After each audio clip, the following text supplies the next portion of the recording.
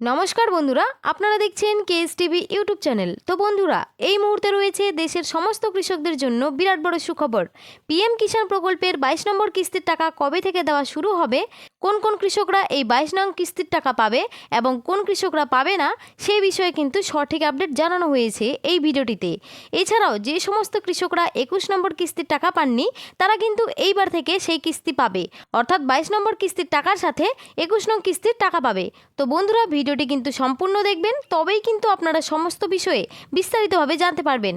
তো ভিডিওটি শুরু করছি, তার আগে বলবো, আমাদের এই ছোট্ট চ্যানেলে যদি কেউ নতুন দর্শক হয়ে থাকেন, তাহলে কিন্তু অবশ্যই চ্যানেলটিকে সাবস্ক্রাইব করে পাশে থাকা বেল আইকনটি অন করে রাখবেন এই ধরনের গুরুত্বপূর্ণ আপডেট সবার আগে পাওয়ার জন্য।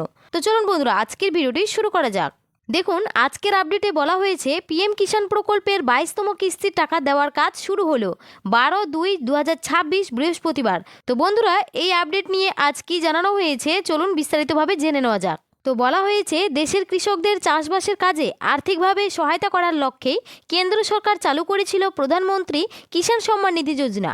2019 সালে মাননীয় মুখ্যমন্ত্রী নরেন্দ্র মোদীর উদ্যোগে এই প্রকল্পের পথ চলা শুরু হয়।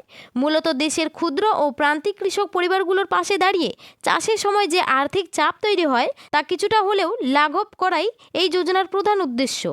এই প্রকল্পের আওতায় যোগ্য কৃষক পরিবারগুলিকে বছরে মোট 6,000 টাকা আর্থিক সহায়তা প্রদান করা হয়।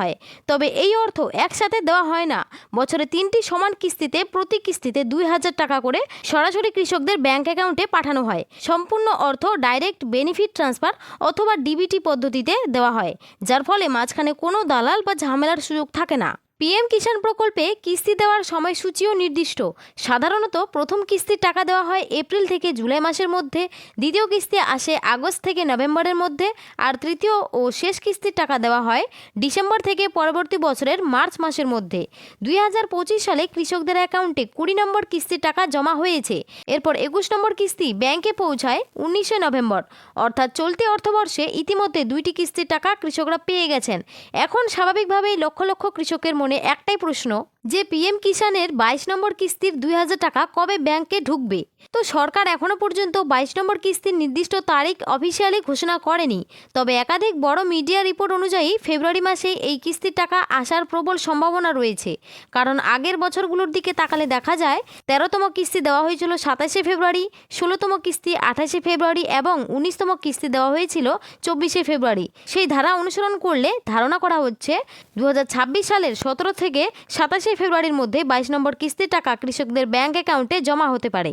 এখানে একটি অত্যন্ত গুরুত্বপূর্ণ বিষয় জেনে রাখা দরকার, বাবা ও ছেলে অথবা স্বামী ও স্ত্রী একই পরিবারের দুজন কি পিএম কিষাণ প্রকল্পের সুবিধা নিতে পারবেন?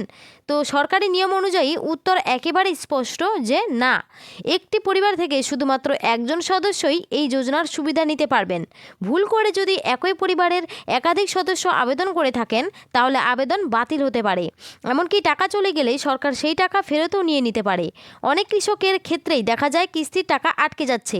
এর প্রধান কারণ হলো ইকেওয়াইসি সম্পূর্ণ না থাকা, ব্যাংকের তথ্য ভুল থাকা অথবা আধার লিঙ্ক করা না থাকা। এই 3টি সমস্যার জন্যই বেশিরভাগ সময় কিস্তির টাকা আটকে যায়। তাই সময় থাকতে এই বিষয়গুলো ঠিক করে নেওয়া খুব জরুরি। পিএম কিষাণের কিস্তির টাকা পেতে হলে ইকেওয়াইসি সম্পূর্ণ করা, ফার্মার রেজিস্ট্রি আপডেট থাকা, bank account DBT option on থাকা, জমির নথি সঠিক থাকা এবং মোবাইল নম্বর ও আধার লিঙ্ক থাকা বাধ্যতামূলক। আবেদনপত্রে নাম, ঠিকানা বা নম্বরে কোনো ভুল থাকলে তা দ্রুত সংশোধন করে নিতে হবে, না হলে টাকা আটকে যেতে পারে।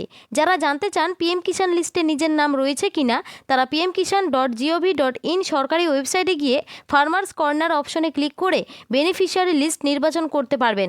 সেখানে রাজ্য, জেলা, ব্লক এবং গ্রামের নাম দিয়ে গেট রিপোর্টে ক্লিক করলেই নিজের স্ট্যাটাস দেখা যাবে।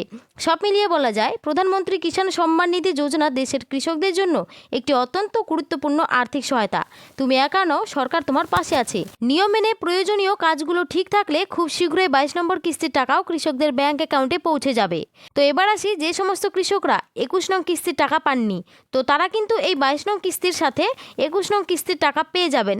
আপনারা অবশ্যই কিন্তু পিএম কিষাণ প্রকল্পের যে অফিসিয়াল ওয়েবসাইট রয়েছে, সেখানে গিয়ে কিন্তু স্ট্যাটাস চেক করে দেখে নেবেন যে এফটিও প্রসেসের ঘরে ইয়েস লেখা আছে কিনা। মনে রাখবেন, যদি সেখানে ইয়েস লেখা থাকে তাহলে কিন্তু আপনি টাকা পেয়ে যাবেন, টাকা পেতে কোনো সমস্যা হবে না।